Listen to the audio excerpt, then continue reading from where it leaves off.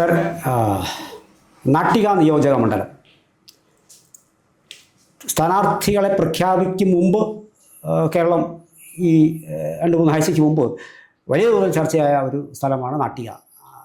സാഹചര്യങ്ങൾ സാർ വഴിയായി വിശദീകരിക്കണം. CPIയുടെ മണ്ഡലമായിരുന്നു. അപ്പോൾ അടുത്ത സ്ഥാനാർത്ഥിയുമായി ബന്ധപ്പെട്ടിട്ടാണ് വരുന്നത്. വലിയ വലിയ ആരോപണങ്ങൾ അങ്ങോട്ടും ഇങ്ങോട്ടുമൊക്കെ ഉന്നയിച്ചിട്ടുണ്ട്. CPI സ്ഥാനാർത്ഥി പെട്ടെന്നൊരു ദിവസം ഈ കമ്മ്യൂണിസമൊക്കെ വലിച്ചുവാരി എറിഞ്ഞ് അദ്ദേഹം മറ്റൊരിടത്ത് ചേക്കേറി. കടുത്ത മത്സരമാണ് നാട്ടിൽ നടക്കുന്നത്. ഇത് ഞാൻ ആമുഖമായി പറഞ്ഞതാണ്.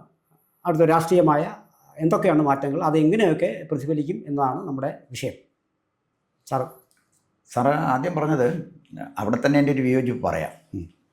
CC മുകുന്ദനെ കമ്മ്യൂണിസ്റ്റാണെന്നുള്ള പൊയ്മുഖം വലിച്ചെറിഞ്ഞുവെന്ന് സാറ് പറഞ്ഞതിനോട് ഞാൻ വിയോജിക്കുന്നു. CC മുകുന്ദൻ യഥാർത്ഥ കമ്മ്യൂണിസ്റ്റാണ്. വലിച്ചെറിഞ്ഞത് CPIയുടെ പൊയ്മുഖമാണ്.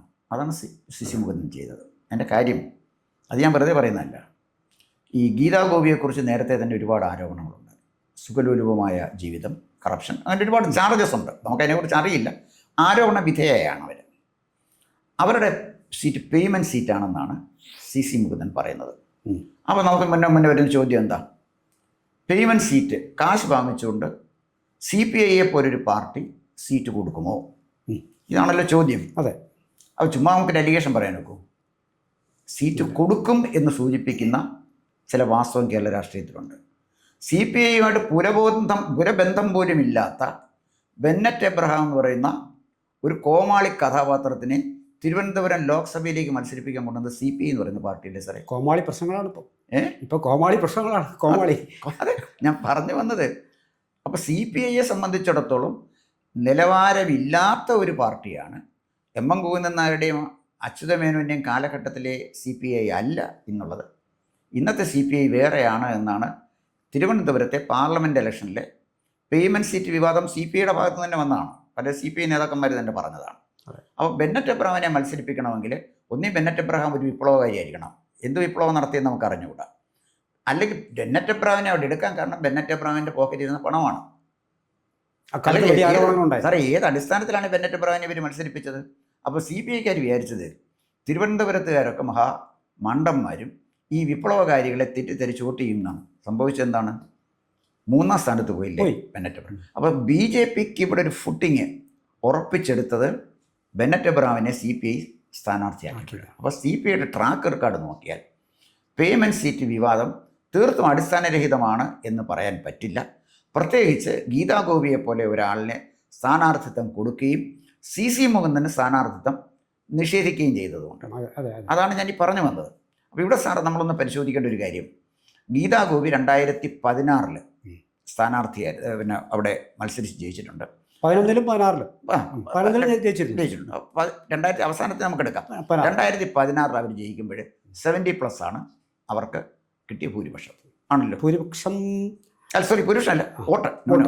ഭൂരിപക്ഷമല്ല, അവർക്ക് കിട്ടിയ വോട്ട്. 2021 അവർ മത്സരിപ്പിച്ചത് CC മുകുന്ദനെയാണ്. CC മുകുന്ദൻ മത്സരിച്ചപ്പോൾ 2000 കൂടി 72 ആയില്ലേ? 72 ഇല്ലേ? അപ്പോൾ CC മുകുന്ദൻ മോശം സ്ഥാനാർത്ഥി അല്ലല്ലോ. അല്ല. ആണോ? അല്ല. അപ്പം ഈ ഗീതാ ഗോപി അവിടെ നിൽക്കുമ്പോൾ അവർക്ക് കിട്ടിയ ഭൂരിപക്ഷം 26 സംതിങ് ആയിരുന്നു അല്ലേ?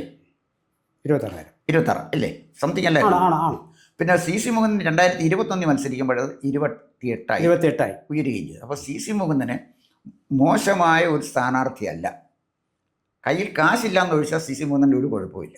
അദ്ദേഹം താമസിക്കുന്നത് വളരെ ദരിദ്രമായ ചുറ്റുപാടിലാണ്.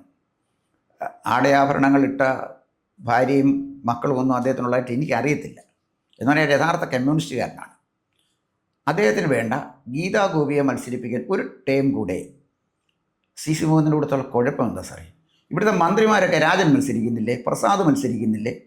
ആരെല്ലാം മത്സരിക്കുന്നുണ്ട് 2ാമത്തെ ടൈമിൽ? അല്ലെങ്കിൽ തന്നെ ഈ ഗീതാ ഗോപി എന്ന് പറയുന്നത് 3ാം തവണയാണ് അവിടെ മത്സരിക്കുന്നത്. അപ്പോൾ പേയ്മെൻറ്റ് സീറ്റാണ് എന്നുള്ള CC മുകുന്ദൻ്റെ ആരോപണം പ്രഥമ ദൃഷ്ടിയ ശരിയാണ്. ഞാനതാണ് പ്രഥമ ദൃഷ്ടിയ ശരിയാണ്. അപ്പോൾ ഈ CPI നേരിടുന്ന 2 പ്രശ്നങ്ങളാണ് സാറേ. ഒന്ന് അഴിമതി, 2 വർഗീയത. CPMനെ കുറിച്ച് പറഞ്ഞാൽ നമുക്ക് സ്വജനപക്ഷപാതവും പിന്നെ അഴിമതിയും പറയാം. CPMനെ വർഗീയത പറയാൻ പറ്റുകയില്ല.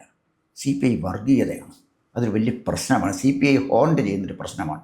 അവരുടെ ഈ വർഗീയ നിലപാടുള്ള നേതാക്കന്മാർ ഇത് കുഴിച്ചു കൊണ്ട് സാറേ എനിക്കൊരു സംശയിക്കുകയേ വേണ്ട. ഈ തെരഞ്ഞെടുപ്പ് കഴിയുമ്പോൾ അറിയാം പരമാവധി ഒരു 5 കൊല്ലത്തിക്കുള്ളൊന്നും CPI നിൽക്കത്തില്ല. കാരണം അതിന് ക്വാളിറ്റിയുള്ള നേതാക്കന്മാരില്ല. ഉണ്ട്, പക്ഷെ അവർക്ക് വളരാൻ അവസരം കൊടുക്കില്ല. പിന്നെ ഈ കടുത്ത വർഗീയത കാണിക്കുമ്പോൾ നമ്മളിത് കണ്ടുകൊണ്ടിരിക്കുകയല്ലേ. ഇവരുടെ വിചാരം ഇവർ പറയുന്നതൊക്കെ വിപ്ലവ സൂക്തമായിട്ട് ആളുകൾ എടുക്കും എന്നൊക്കെയാണ്. അങ്ങനൊന്നുമല്ല. അപ്പോൾ പിന്നെ ഇതിനെ നയിക്കുന്നത് CPIയുടെ ചരിത്രം കണ്ടിട്ടുള്ള ഏറ്റവും ദുർബലനായ പാർട്ടി ജനറൽ സെക്രട്ടറിയാണ് ബിനോയ് വിശ്വം. അദ്ദേഹത്തിനൊരു തീരുമാനമേ എടുക്കാൻ പറ്റുന്നില്ല. അദ്ദേഹം ഒരു കറപ്ഷനുള്ള ആളല്ല. വേറെ ചില പ്രശ്നങ്ങളുണ്ട്, അതിലേക്കാൻ പോകുന്നില്ല. കറപ്ഷൻ ഇല്ലാന്ന് ഞാൻ ഉറപ്പിച്ചു പറയുന്നു. ബിനോയ് വിശ്വം കറപ്റ്റല്ല, അതേ ഞാൻ പറയുന്നുള്ളൂ. അതിനപ്പുറത്ത് ഒരു വാക്ക് ഞാൻ ബോധപൂർവ്വം ഉപയോഗിക്കുന്നില്ല. അപ്പം പക്ഷേ അദ്ദേഹത്തിന് ഇച്ഛാശക്തിയോട് പാർട്ടിയെ നയിക്കാൻ പറ്റുന്നില്ല. പാർട്ടിയെ നയിക്കുന്ന, പ്രത്യേകിച്ച് ഒരു കമ്മ്യൂണിസ്റ്റ് പാർട്ടിയെ നയിക്കുന്ന ആൾ ഒരു മിലിറ്ററി ജനറലിനെ പോലെ നിന്ന് വേണം കൊണ്ടുപോകാൻ. ഒന്ന് തൻ്റെ പാർട്ടിയെ സംരക്ഷിക്കണം. ആരിൽ നിന്നാണ് സംരക്ഷിക്കേണ്ടത്? ഇടതുപക്ഷത്തിൽ തന്നെ എതിർക്കുന്ന പാർട്ടികളിൽ നിന്നും. അവിടെ ഫ്രിക്ഷൻ നടക്കുന്നത് CPM-ഉം CPI-യും. ഇവർ രണ്ടുപേരും കമ്മ്യൂണിസ്റ്റ് പാർട്ടിയല്ലേ. ദേശീയ ജനാധിപത്യവും ജനകീയ ജനാധിപത്യം എന്നൊക്കെ പറഞ്ഞ് ഇപ്പോൾ പറഞ്ഞ ചുമ്മാ കളിപ്പീര്. അതിനകത്ത് കാര്യങ്ങളിൽ വെറും കളിപ്പീരല്ല, വേറെ കാര്യം. ഇത് നടക്കത്തില്ലെന്ന് അവർക്കും അറിയാം, നമുക്കും അറിയാം. പിന്നെ ഒരു കമ്മ്യൂണിസം എന്നൊക്കെ പറഞ്ഞ് നിൽക്കുമ്പോഴും ശക്തമായൊരു സാന്നിധ്യമാണ് CPI ദുർബലമായാൽ അതിൻ്റെ നേരെ ഒഴുക്ക് അങ്ങോട്ട് വരുന്നത് CPM-ലേക്കാണ്. അതുകൊണ്ട് CPM-ൻ്റെ വ്യതിരിക്തമായ ഒരു നിലപാട്, വ്യതിരിക്തമായ ഒരു രാഷ്ട്രീയ പാർട്ടിയാണെന്ന് പ്രൂവ് ചെയ്യേണ്ടത് CPIയുടെ നേതൃത്വമാണ്. അതിന് ബിനോയ് വിശ്വത്തിന് കഴിയുന്നില്ല. അതാണ് ഞാൻ പറയുന്നത്. CPIയുടെ പ്രശ്നം ഞാൻ സൂചിപ്പിച്ച പോലെ വർഗീയ വിഷം മനസ്സിലുള്ള രാഷ്ട്രീയ നേതാക്കന്മാർ, കറപ്റ്റായിട്ടുള്ള രാഷ്ട്രീയ നേതാക്കന്മാർ, ചിലരില്ലെങ്കിലും സ്വജനപക്ഷപാതമുണ്ട്. ഇതോടെ നിൽക്കുമ്പോഴാണ് CC മോഹനൻ ഈ ആരോപണമായിട്ട് വരുന്നത് ഗീതാ ഗോപിക്ക് കൊടുത്ത പേയ്മെൻറ്റ് സീറ്റാണ്. അപ്പോൾ ഗീതാ ഗോപിയുടെ ജീവിതവും CC മുകുന്ദൻ്റെ ജീവിതവും നേരിട്ടറിയാവുന്ന എന്നെക്കാളിലോ അങ്ങേക്കാളിലോ കൂടുതൽ അറിയാവുന്നത് നാട്ടുകാർക്കല്ലേ. അവരോടല്ലേ ഈ കാര്യങ്ങൾ പറയുന്നത്. അത് പറയുമ്പോൾ CC മുകുന്ദൻ്റെ ആ ആരോപണം പ്രഥമ ദൃഷ്ട്യാ തള്ളിക്കളയാൻ പറ്റത്തില്ല എന്ന് മാത്രമേ പറയുന്നുള്ളൂ. കാരണം ഇവരെക്കുറിച്ച് എനിക്ക് അറിയത്തില്ല. ആരോപണങ്ങൾ കേട്ടറിവിൻ്റെ അടിസ്ഥാനത്തിൽ മാത്രമേ ഞാൻ പറയുന്നു. ഇനി മറ്റൊരു വശം നമ്മൾ നോക്കേണ്ടത് BJP ശക്തമായൊരു സാന്നിധ്യമാണ് അവിടെ. BJP അതായത് പിന്നെ 2016 നിയമസഭാ ഇലക്ഷൻ നടന്നപ്പോഴേ TV ബാബു, അദ്ദേഹം ഈ പുലയർ മഹാസഭയുടെ നേതാവൊക്കെയായിരുന്നു. അദ്ദേഹം BDJസിൻ്റെ സ്ഥാനാർത്ഥിയായിട്ട് നാട്ടികയിൽ മത്സരിക്കുകയാണ് അല്ലേ. TV ബാബു മത്സരിക്കുകയാണ്. ഞാൻ പറയുന്നതിനകത്ത് നോക്കിക്കോട്ടെ, ചിലപ്പോൾ ചെറിയ തെറ്റുകളൊക്കെ പറ്റുമേ. അപ്പോൾ TV ബാബു മത്സരിക്കുമ്പോൾ അദ്ദേഹത്തിന് 33,000 പ്ലസ് വോട്ടാണ് അവിടെ കിട്ടിയത് BDJസിൻ്റെ സ്ഥാനാർത്ഥിക്ക്. 2021 വന്നപ്പോൾ അവിടെ മത്സരിച്ചത് അദ്ദേഹത്തിൻ്റെ പേര് ലോചനൻ അമ്പാട്ട്. അദ്ദേഹം BJP സ്ഥാനാർത്ഥിയായിരുന്നു അല്ലേ. അതെ, BDJs അല്ല. അദ്ദേഹത്തിനും കിട്ടി 33,000 പ്ലസ്. അതിൻ്റെ അർത്ഥം 33,000 വോട്ട് ഫിക്സഡ് ഡിപ്പോസിറ്റ് BJPക്ക് അവിടെ ഉണ്ട്. ബാക്കി കാര്യങ്ങൾ പിടിച്ചാൽ മതിയല്ലോ. ഇനി നമ്മൾ നോക്കേണ്ടത് പാർലമെൻറ്റ് സീറ്റിലേക്ക് വരുമ്പോഴേ പാർലമെൻറ്റിൽ സുരേഷ് ഗോപി 66 പ്ലസ് വോട്ട് പിടിച്ചു ഇല്ലേ. 2026 66 പ്ലസ് വോട്ട് അവിടെ പിടിച്ചു. അപ്പം താമര ചിഹ്നത്തെ വോട്ട് ചെയ്യുന്ന 66,000 ആളുകൾ നാട്ടിക കോൺസ്റ്റിറ്റ്യുവൻസിയിലുണ്ട് എന്ന് പറഞ്ഞാൽ നിഷേധിക്കാനും പോകും. താമര ചിഹ്നത്തിലല്ലേ വോട്ട് ചെയ്ത് ആണല്ലോ. ആ ചിഹ്നത്തിൽ 66,000 പേര് വോട്ട് ചെയ്യാൻ റെഡിയായിട്ട് നിൽക്കുക നാട്ടികയിലുണ്ടല്ലോ സാറേ. പിന്നെ 2ാം സ്ഥാനത്ത് വന്നത് സുനിൽകുമാറാണ്. 3ാം സ്ഥാനത്ത് മുരളീധരനുമാണ് വന്നത്. സുനിൽകുമാർ അത്ര അട്രാക്റ്റീവായ ഒരു നേതാവൊന്നുമല്ല. അപ്പോൾ സുനിൽകുമാറിൻ്റെ ഒരു സാന്നിധ്യം ഒന്നും CPIക്ക് വലിയ ഗുണകരമായിട്ടൊന്നും വരുന്ന ഒരാളല്ല. കാരണം ആ ഒരു ലെവലിലെത്താൻ സുനിൽകുമാറിന് കഴിഞ്ഞില്ല. കൃഷിമന്ത്രി എന്നുള്ള നിലയിൽ അദ്ദേഹത്തിൻ്റെ പെർഫോമൻസ് വലിയ കുഴപ്പമില്ല. അതിനപ്പുറം ഒരു പൊളിറ്റിക്കൽ, ഒരു കമ്മ്യൂണിസ്റ്റ് നേതാവ് എന്നുള്ള നിലയിൽ സുനിൽകുമാറിനെ ഞാൻ ബഹുമാനിക്കുന്നില്ല, ഒരു കമ്മ്യൂണിസ്റ്റ് നേതാവ് എന്നുള്ള നിലയിൽ. പക്ഷേ കൃഷിമന്ത്രി എന്നുള്ള നിലയിൽ അദ്ദേഹം തെറ്റില്ലാത്ത പെർഫോമൻസ് ആയിരുന്നു. എന്നിട്ടും അവിടെ പോയത് സുരേഷ് ഗോപിയുടെ പുറകെ പോയില്ലേ. ഇവർ സിനിമാതാരം എന്നൊക്കെ പറഞ്ഞ് പരിഹസിക്കുന്ന സുരേഷ് ഗോപി. അപ്പോൾ ആലോചിച്ചോണം, 33,000 നിന്ന് 66,000 കിട്ടി. അപ്പോൾ അത്ര ഇരട്ടിയായില്ലേ സാറേ. സുരേഷ് ഗോപി നിന്നപ്പോഴേ താമരയിൽ വോട്ട് ചെയ്യുന്നവരുടെ എണ്ണം നേരെ ഇരട്ടിയായി. 33 66 മാറി. അങ്ങനെ നോക്കുമ്പോൾ നാട്ടികയിൽ പേയ്മെൻറ്റ് സീറ്റിൽ മത്സരിക്കുന്ന ഗീതാ ഗോപിയും പേയ്മെൻറ്റ് സീറ്റ് ഗീതാ ഗോപിക്ക് നൽകിയ CPIയിലെ മഹാന്മാരായ കമ്മ്യൂണിസ്റ്റ് നേതാക്കന്മാരും പ്രതിക്കൂട്ടിലാണ് ജനങ്ങളുടെ മുന്നിൽ. കോർണർ മീറ്റിംഗ് പ്രസംഗിക്കുകയോ അതൊക്കെ ചെയ്യാം, അതൊക്കെ വേറെ കാര്യം. ജനങ്ങളുടെ മുന്നിൽ, അതായത് നിഷ്പക്ഷ പൊതുസമൂഹത്തിൻ്റെ കാര്യം ഇനി പറയുന്നത്, അവരുടെ മുന്നിൽ പ്രതിക്കൂട്ടിലാണ്. ഈ സാഹചര്യത്തിൽ CC മുകുന്ദൻ അവിടെ നിന്ന് ജയിച്ചാൽ അത്ഭുതപ്പെടേണ്ട. കാരണം എന്താണെന്ന് ചോദിച്ചാൽ അവിടെ ഇപ്പം മത്സരിക്കുന്നത് സുനിൽ ലാലൂരാണ്. അതെ. സുനിൽ ലാലൂര് 2016 2016 2021 44,000 വോട്ട് 2021 അവിടെ സുനിൽ ലാലൂര് മത്സരിച്ചാണ്.